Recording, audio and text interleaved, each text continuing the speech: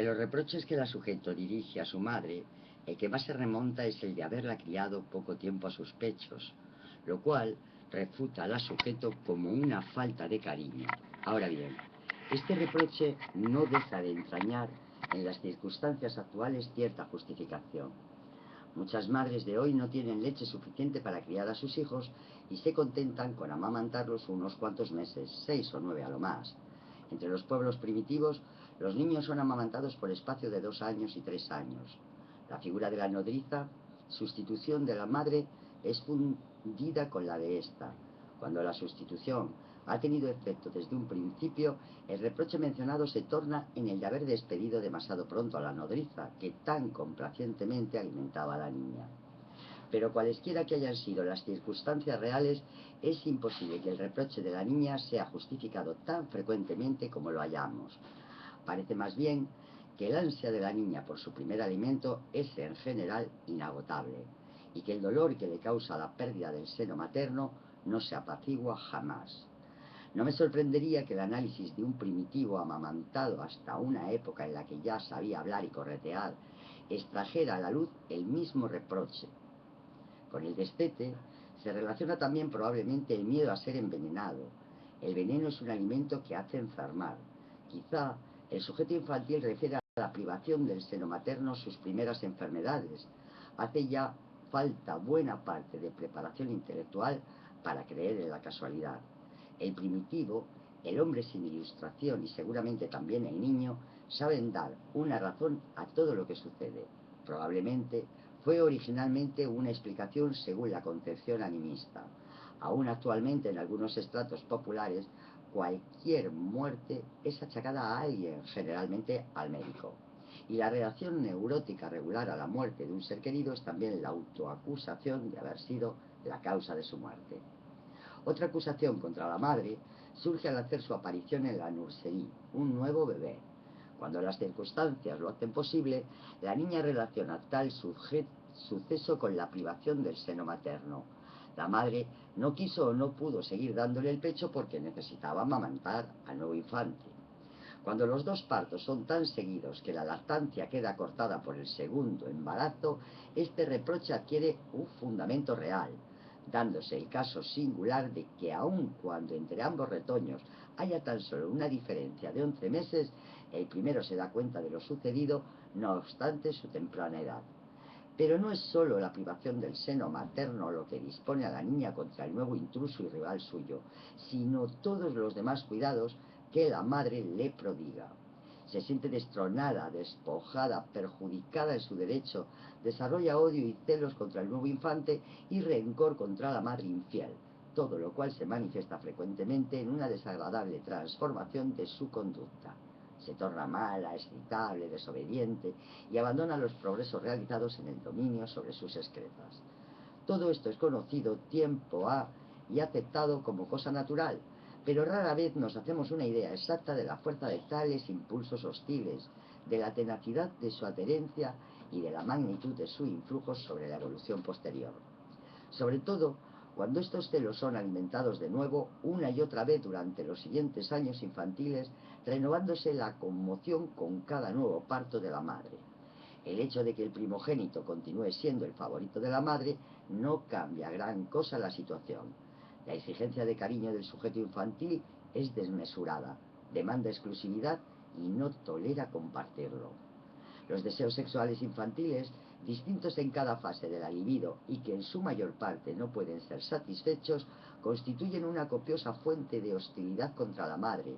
La más intensa de estas privaciones aparece en la época fálica, cuando la madre prohíbe a su retoño, a veces con graves amenazas y manifestando intenso disgusto, el placentero jugueteo con sus órganos genitales, al cual ella misma hubo de inducirle antes, al descubrirle en sus cuidados de higiene corporal, la cualidad erógena de dichos órganos. Podríamos suponer que estos eran ya motivos suficientes para fundamentar el apartamiento que siente la niña hacia su madre. Juzgaríamos entonces que tal apartamiento era secuela inevitable de la naturaleza de la sexualidad infantil, de la inmoderación de las exigencias de cariño y de la imposibilidad de satisfacer los deseos sexuales. Pensaríamos incluso que esta primera relación amorosa de la niña está destinada al fracaso precisamente por ser la primera, pues estas precoces cargas de objetos son siempre ambivalentes en muy alto grado. Junto al amor intenso existe siempre una intensa tendencia a la agresión, y cuando más apasionadamente ama el niño a su objeto, más sensible se hace a las decepciones y privaciones que él mismo le inflige.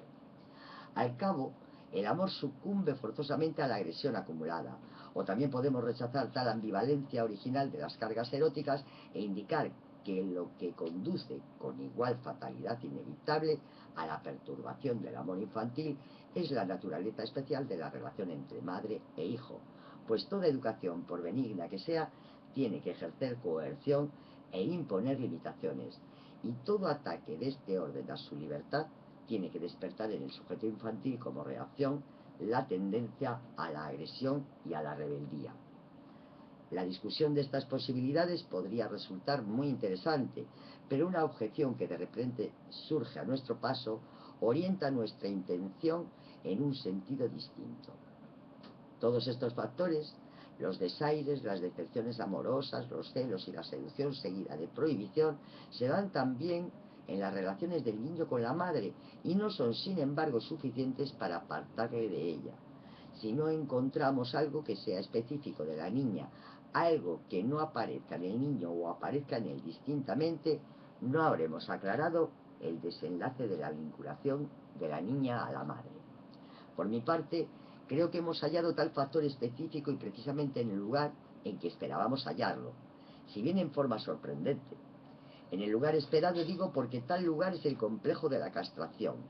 La diferencia anatómica tenía que manifestarse en consecuencias psíquicas. En cambio, nos sorprendió descubrir por medio del análisis que la niña hace responsable a la madre de su carencia de pene y no le perdona tal desventaja. Como veis, adscribimos también a la mujer un complejo de castración. Fundamentalmente, desde luego, pero tal complejo no puede entrañar el mismo contenido que el del niño.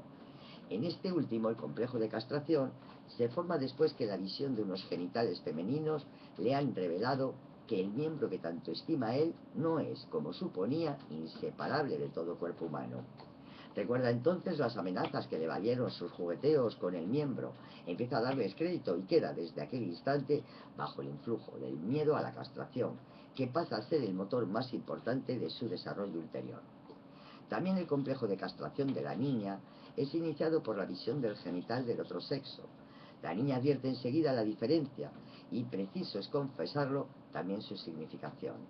Se siente en grave situación de inferioridad, manifiesta con gran frecuencia que también ella quisiera tener una cosita así y sucumbe a la envidia del pene, que dejará huellas perdurables en su evolución y en la formación de su carácter, y que ni siquiera en los casos más favorables será dominada sin grave esfuerzo psíquico.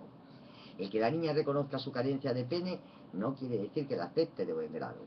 Por el contrario, mantiene mucho tiempo el deseo de tener una cosita así, cree en la posibilidad de conseguirlo hasta una edad en la que ya resulta inverosímil tal creencia, y aún en tiempos en los que el conocimiento de la realidad la ha hecho ya abandonar semejante deseo por irrealizable, el análisis puede demostrar que el mismo perdura en lo inconsciente y ha conservado una considerable carga de energía. El deseo de conseguir al fin el ansiado pene puede aún provocar su aportación a los motivos que impulsan a la mujer adulta a someterse al análisis, y aquello que razonablemente puede esperar del análisis, por ejemplo la capacidad para ejercer una profesión intelectual, demuestra muchas veces ser una variante sublimada de dicho deseo reprimido. De la importancia de la envidia del pene no puede caber duda. Generalmente se considera como un ejemplo de la injusticia masculina la afirmación de que la envidia y los celos desempeñan en la vida anímica de la mujer mayor papel que en la del hombre.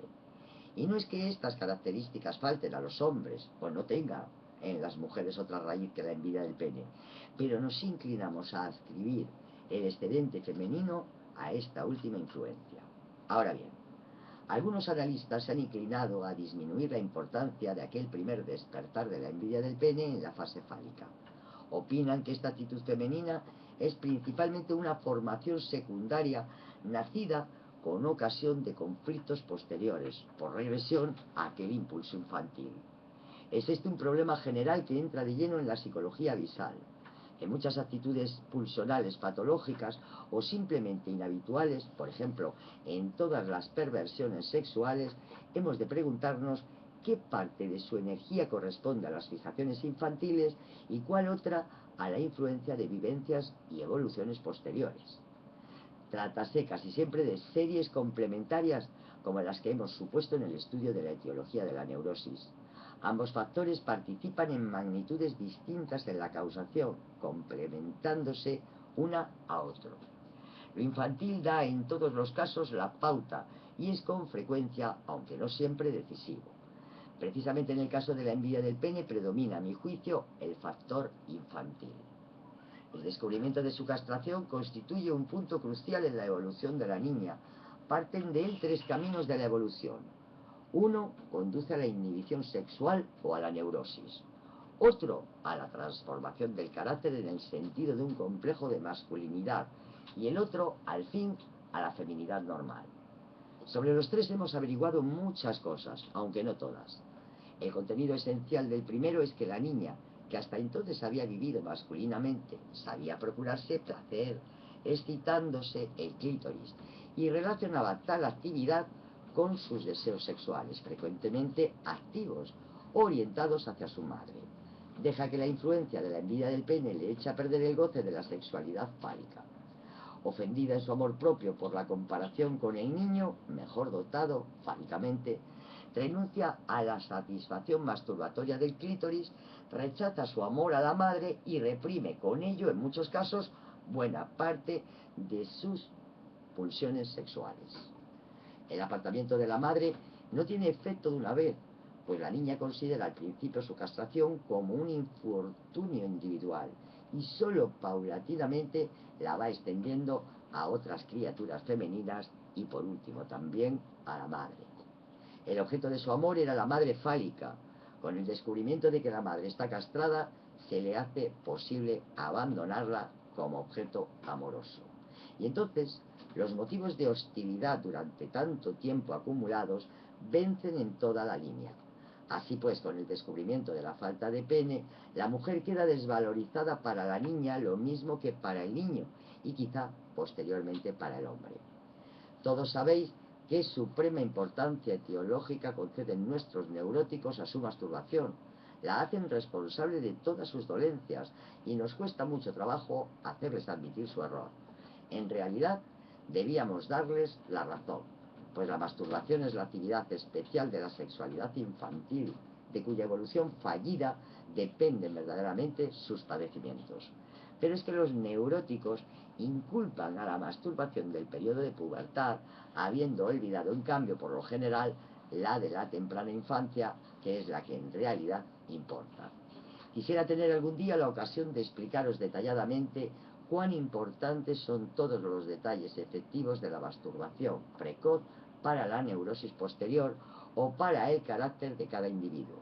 Si fue o no descubierta, si los padres la combatieron o la consintieron y si el individuo mismo logró sojuzgarla.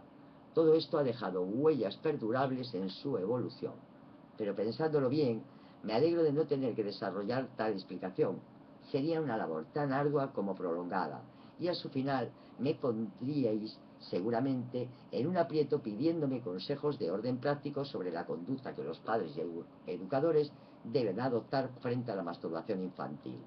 En la evolución de la niña, tal como la voy exponiendo, tenéis un ejemplo de cómo el infantil sujeto se esfuerza espontáneamente en libertarse de la masturbación. Pero no siempre lo consigue. En los casos en que la envidia del pene ha despertado un fuerte impulso contra la masturbación clitoridiana y ésta se resiste a desaparecer, se desarrolla una violenta lucha de liberación en la que la niña toma a su cargo el papel de la madre destronada ya y manifiesta su disgusto por la inferioridad fálica de su clítoris con su resistencia contra la satisfacción asequible por medio de su excitación. Todavía muchos años después, cuando la satisfacción masturbadora ha sido vencida mucho tiempo perdura como defensa contra una tentación aún temida. Tal interés se manifiesta en el nacimiento de simpatía hacia personas a las que se supone en idéntico conflicto y puede decidir la elección de esposo o de amante. No es ciertamente cosa fácil ni indiferente la solución de las secuelas de la masturbación infantil. Con el abandono de la masturbación clitoridiana, la sujeto renuncia a un montante de actividad. La pasividad se hace dominante y el viraje hacia el padre queda cumplido con ayuda sobre todo de impulsos instintivos pasivos. Habréis de reconocer que tal avance de la evolución que acaba con la actividad fálica allana el camino a la feminidad. Si las pérdidas que en ello origina la represión no son demasiado considerables, tal feminidad puede resultar normal. El deseo con el que la niña se orienta hacia el padre es quizá originalmente el de conseguir de él el pene que la madre le ha negado. Pero la situación femenina se constituye luego cuando el deseo de tener un pene es relevado por el de tener un niño, sustituyéndose así el niño al pene, conforme a la angustia equivalencia simbólica.